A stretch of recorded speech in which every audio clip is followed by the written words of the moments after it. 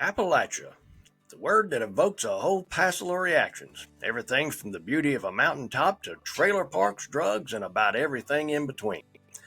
The Appalachian Mountains are indeed the oldest mountains in the world. They once towered 30,000 feet into the air, and they stretch from eastern Canada through 14 states all the way to Louisiana. Folks that live in these mountains have faced an unending number of tragic and just plain odd happenings that cry out for the telling. Hello, I'm Larry Bentley, and I was born and raised in these very mountains by family who themselves were born and raised for generations right here in the Appalachian Mountains. Come with me and we'll take a look at some of the unending stories that come from within my beloved mountains, and we'll look through the eyes of an Appalachian at some outside the area as well, just like we always have. Welcome to Season 5 of Appalachian Murder, Mystery, and Legend. Howdy, my good friends. I hope you're doing well today. Thank you for stopping by. Sometimes during our young lives, we enter into a relationship thinking that we might just be the luckiest human that ever walked the face of the earth because we found somebody that's just about everything that we could have ordered if we could have had it delivered, with everything working the way it should be. Now, of course, we're young, and that means that our judgment and character ain't developed quite to the point to where it's going to need to be. That leads to problems that we don't see coming. Maybe something coming out of left field that just knocks our hat in the creek. Some of us just don't develop a said skill as soon as in life as others do, which means it could happen about any time to anybody. Now, what with the it be that I'm talking about here, I just happened to have an example of it from Pickens County, Georgia, and I aim to tell you about it today. So call your mom and them over and have a seat and let me speak on it first. Now, for all intents and purposes, we won't be needing to get into anybody's upbringing because it don't have a whole lot to do with what eventually happened here. So we'll start in 1876 with a man named Bob Southern. Bob was a man about town. He was considered one of the most eligible young men in Pickens County, Georgia. He was a tall feller and considered very handsome. But even with what was more important to certain folks back in the day is that he was from a pretty prominent family. Some even said that he might have been just a tad spoiled and was maybe a mite on the wild and reckless side. At that time, he was seriously dating and courting two women at the same time, simply, I guess, because he could, and he could get by with it. Now, the first was Kate Hemrick, who was a slender beauty with dark eyes and long auburn hair. Now, the other was Narcissa Fowler Cowart, who was pretty, plump, and blonde. Now, Kate was popular, but might headstrong and would do, what she always would, just shoot first and ask questions later, kind of flighty, you might say. But in other words, she would just jump into the middle of something headlong without too much thought put into it. I can put it that way. But while Narcissa, or Sis as she was known, was more reserved in her actions, but had been divorced, which back in the day made it hard for the poor woman to meet men because there was enough judgment going around when it came to that type of stuff. That you'd think maybe you was sitting in the courtroom of the U.S. Supreme Court with somebody slamming a gavel down every 12 or 13 seconds. Of course, that led Sis to having what was known as a shady reputation. Probably heck of it all was that Bob didn't give a flying flip. Who knew what? So both women knew about each other and turned into bitter rivals over Bob, which no doubt he found pretty funny. And in fact, he did find it pretty funny, about as funny as the day was long, in fact. Come fall of that year, Bob got down on one knee and proposed to, well, it was Kate, which was exactly what she had been hoping for. Now, knowing what I know about history, I would almost bet that Bob's family got involved and helped him make the decision on what to do and who to do it with, because situations like that to a prominent family could lead to a pretty embarrassing type of situation in fairly short order, and that would never do. So the two lovebirds were married just a few weeks later. A few months into the happy marriage, we see our first clue that the family may sure enough have laid down the law on Bob, because he started staying out late and was short on explanations when Kate asked about it, where he'd been. Now, Wasn't long before the rumor got all fired up, and the latest scuttlebutt running through the county was that Bob was amending his schedule to work in a few quickies with Sis Cowart on the sly. Of course, rumors and scuttlebutt are one thing, but it wasn't long before the gaggle of gossips found their way over to Kate and Bob's while Bob was tied up with something somewhere else, and we can guess what that might have been. They swung by for, well, I guess an afternoon tea and crumpets, but that would be, I guess, wouldn't be quite right to say it that way. It would have been more along the lines of some rabbit, squirrel, or if they were really trying to impress somebody, maybe some terrapin stew. Or tarpons, as we call them in the mountains. But that would be served along with a few shots of homemade whiskey or maybe some imported rum if they wanted to really impress somebody. But that was more like tea and crumpets will be today, or maybe in England or Britain or however you want to say it. But that was the Southern aristocratic way of impressing back then. Let's put it that way. Anyway, while all of that eating and particularly the drinking was going on, they all told Kate that they'd seen Bob and Sis walking out of the woods quite a few times while she and Bob had their walk along after Bob and her had their walk down the aisle. Now, once the news got back to Kate, and one might say that she was a right smart jealous and fairly pissed off. Come February of 1876, Kate's father held a winter formal party at his estate for all the people of Pickens County. Apparently, her family was of Southern aristocratic heritage, too, and they often had these parties for the locals who they thought of as plebes, who needed to see how the upper crust lived every now and again. Now, the folks about the area, well, they even got to show up firsthand and get themselves a little taste of the upper crust for a few hours a year.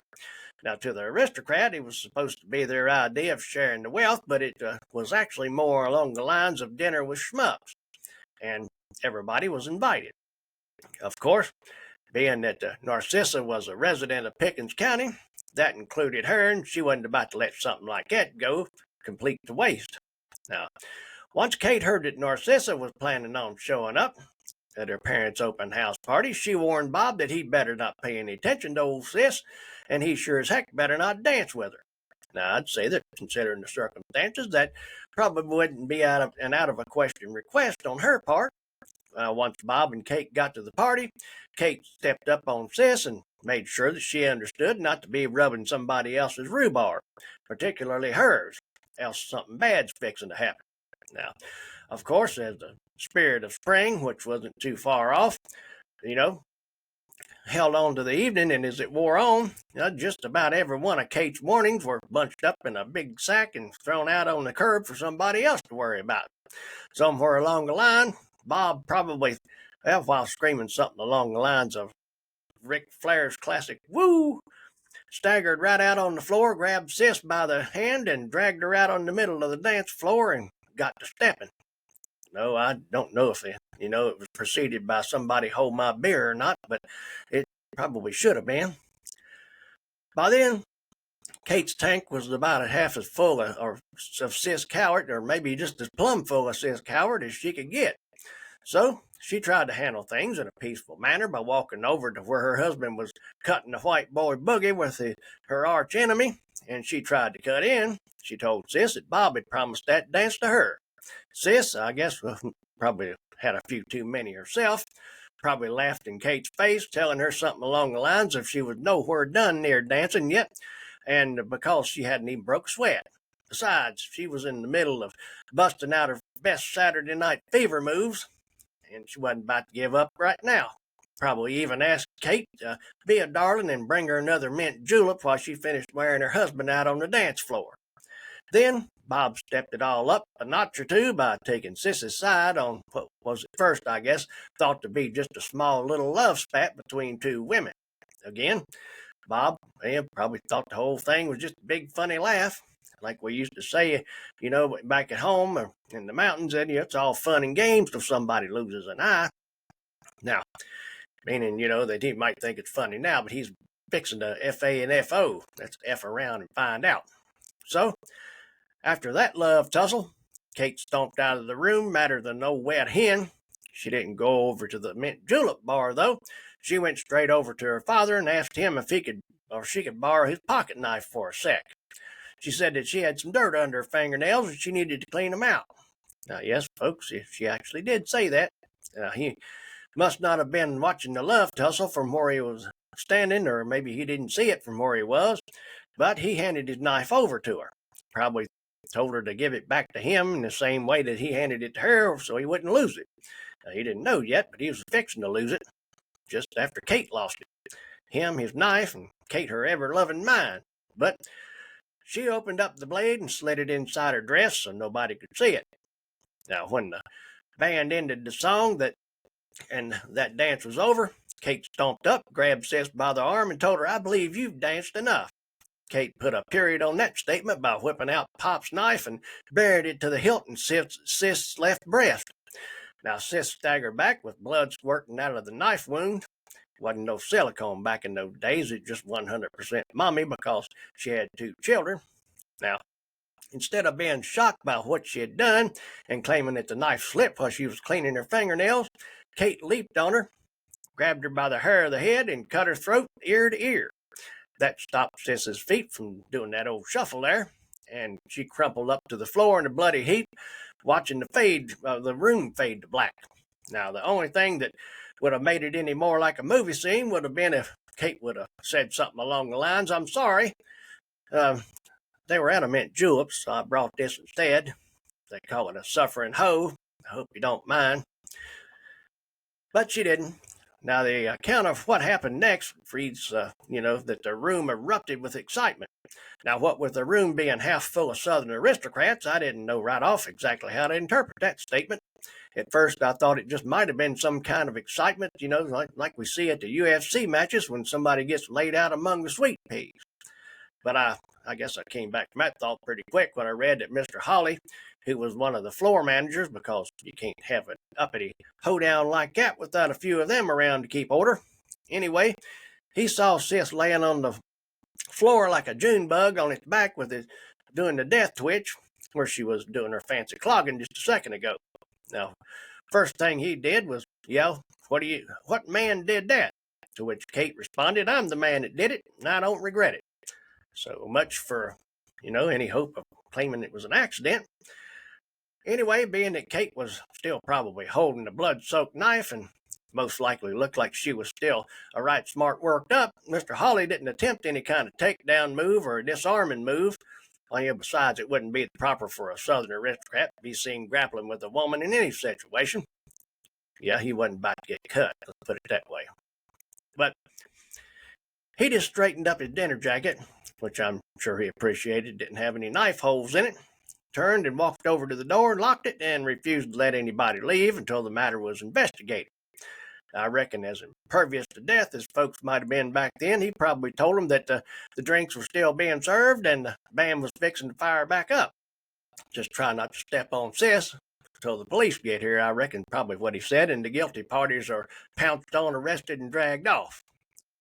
Even though he'd failed miserably, he was supposed to be representing some kind of law and order around the place. But at that point in the story, I imagine you might be wondering why nobody put any effort into trying to save Sis.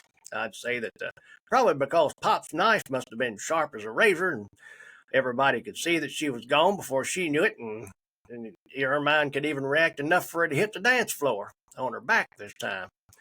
Not to mention that folks didn't have any idea how to give any kind of aid back then anyway. If anybody ever thought about how to save her, or what, they just didn't know what to do. That nobody had ever been instructed on any of that kind of stuff like that. So Bob Southern, well, he hadn't uttered one word, probably because he just realized that the whole thing ceased being funny, and he finally came to his senses, pulled out a Colt peacemaker, took his wife by the arm, and said something along the lines of, "Gentlemen, I'm going to leave this house, and my wife is going to come with me. I'm going to do it even if I have to leave some of you folks stretched out beside old Sis." Now, nobody stopped him, and they eased on out the door and rode off into the night with Bob's father, William, and his 2 brothers, James and Miles. Now, Bob and Kate's, of course, they swung by their house, threw a bunch of stuff in some bags, and rode out of Pickens County heading north. Before all the crime was over with, or, well, heck, before it even started, probably, Narcissa's family offered up a reward of $250 for the capture of, well, either both of them, if possible, and the governor of Georgia added another $100 to it. That's over $11,000 in today's money, folks, so that got somebody's attention. To beat it all, Mr. and Miss Southern stayed on the lam for over a year. No, I don't think they went back home for Christmas presents that year. They were too busy trying to avoid doing the old hemp dance, although I guess Mrs. Southern might have been the only one actually in danger of that, but who knows how they would have handled it anyway. But in February of 1878, a year later, W. Finley, and you'll recognize that name, we'll hear about him several other episodes coming up, and maybe even do an episode on him, but he's a pretty tough guy. He was a private detective, and he was an ex-sheriff of Pickens County. He got some information that Bob and Kate, along with Bob's father and brothers, had apparently filled up their luggage with a good bit of their money because they had went out and bought a farm over in Franklin, North Carolina, and were living there like nothing ever happened. So Mr. Finley, he took up a collection of men to go out and help him drag everybody in the house back to Pickens County so they could pay the piper. Now, after riding all the way over to the new Southern farm, they found out that they were just a little bit too late. There wasn't a Southern to be found anywhere in the area because they all ran for it because somebody must have told them that the law was on the way. In reality, they weren't actually running. They were traveling by ox cart. I imagine that Mr. Finley probably got a big laugh out of that when he saw the ox cart tracks easing off the property and out of town. You might compare running in an ox cart like running from the Arkansas State Police in an Amish buggy. That might be the equivalent we could look at nowadays. As you can imagine, it didn't take them long to catch up to the Southerns. Once they spotted them on the road ahead, Finley's raiders circled around and came up around them and set up an ambush. But Mr. Finley was able to grab and drag them all back without firing a single shot. Of course, there was one more than they'd counted on because Kate was nursing a little baby who had been born while they were hiding out. Bob and Kate, along with the baby, were all put into the same jail cell because they just asked to be, and they're Southern aristocrats, so why wouldn't it be? A grand jury was then held into the death of Narcissa Cowart, and it came back for the charge of first-degree murder for Kate. Her trial took place that May, and Kate stood up in court and pled not guilty, and then sat back down through the whole trial with her baby bouncing on her lap. Apparently, her attorneys were named Larry, Moe, and Curly because they were such a mess that they couldn't even make any kind of a defense case at all. For some reason, they didn't know anything about the prosecution's witness, so they couldn't challenge any of them, and they didn't have a single defense witness to put up on the stand. At one point, they stopped right in the middle of the trial and tried to propose a plea of insanity, which they had to withdraw once the prosecution got done laughing at them. After that, they tried to withdraw the plea of not guilty and plead guilty to manslaughter. Of course, they walked that back once the prosecutor rejected the very thought of any such thing. People who were watching the trial every day said that, they believed that if they had been no lawyer at all for the defense, Kate would have probably been cleared of every charge. They done more damage than she did with a knife. But there was one thing that drove the final nails into the case, and that was the dance floor full of witnesses who testified that Kate's knife hustle wasn't no accident, and she made all kind of nasty threats against Narcissa beforehand. After all the eye gouging and hair pulling, the defense finally rested, and which I guess meant a guilty verdict was pretty much on the way. And Kate Southern was indeed found guilty and stood there with her baby in her hands, listening to the judge sentence her to hang on June 21st, because back then the only delay in carrying out a hanging was of how long it took to either build a gallows or find somebody that had a rope to act as the executioner. A lot of times they already had the gallows built, so it's a matter of getting the guy with the rope. Maybe it was the amount of time passed, or maybe the chivalry of the South, or maybe the fact that Kate was a new mother, but whatever the reason, the public was all worked up against her being hung. After facing trial in court and with a blank-slated lawyers, Kate actually got a prominent legal advisor to go out and get affidavits to try to convince Governor Colquitt to commute her sentence from hanging. Now, that was all based on first on the first place. It was Kate's character for chastity, modesty, and modesty. Modesty. I can't even say it. Good nature and religious practice, and it was all attested to by her minister. Second, her nervous and unbalanced condition at the time of the killing was shown to be true because somebody saw her have 3 consecutive epileptic fits on the Monday before the killing. Now, third, it was shown that at least 2 of the jurymen said that they were ready to hang her before they ever got put on the jury. Then, folks, there was that unwritten law of the South that we've heard of before. It's considered justifiable killing when a husband's wife is being seduced, if he was to run up and kill the seducer. And why in the world wouldn't it be the same for a woman? Why wouldn't it be a good thing for her to get rid of the seducer? That was a fact. It was fixing to be aside from the fact that Kate was fixing to be a mother all over again as well. Governor Colquitt, well, he took the stack of papers with Kate Southern written all over him into his office and locked the door for about a week while he sweat bullets trying to figure out how to keep Kate from doing her final dance at the end of a rope without ruining his future political aspirations. All the newspapers wrote stories that talked like they were taking bets on what's fixing to happen. One wrote that it's a safe bet to think that in advance she'll never be hung. Governor Colquitt, after sticking his finger in the air to figure out which way the political winds were blowing, emerged from his office with the brand new papers all stacked up and tucked under his arm like Moses coming down from the mountain holding the 10 Commandments. Now, he announced that he had commuted Kate Southern's sentence to 10 years in prison. What he didn't say was that he had actually done it a month early and was about a half afraid to tell anybody, including Kate. So he was probably locked away working with his PR team to come up with some way that he could break the news that wouldn't end up with him being dragged out of his office and strung up in her stead. Basically, the only ones that would have done anything like that were Narcissa's family and some of her friends. Pretty much everybody else, especially after watching Kate in court, wanted her sentence commuted to something a little more appealing to their senses. Then came April 1879, the term of the Pickens County Court, where Bob Southern and most of the Hemrick family were tried for their part in the murder of Narcissa Cowart, along with the Great Escape and the lay-low that followed. What exactly they were charged with wasn't clear in the articles that I read, but didn't matter in the long run because they were all declared not guilty, and since they hadn't learned anything about dancing, probably danced right out the front door of the courthouse. Now, the last anybody heard of Kate Southern was in a story that ran in the local newspaper on March 26, 1882. It announced Governor Colquitt had pardoned Kate due to her ill health, a case of nervousness brought on by yet another pregnancy. She'd bore 2 more children during her stint in prison, in the prison farm she was sent to.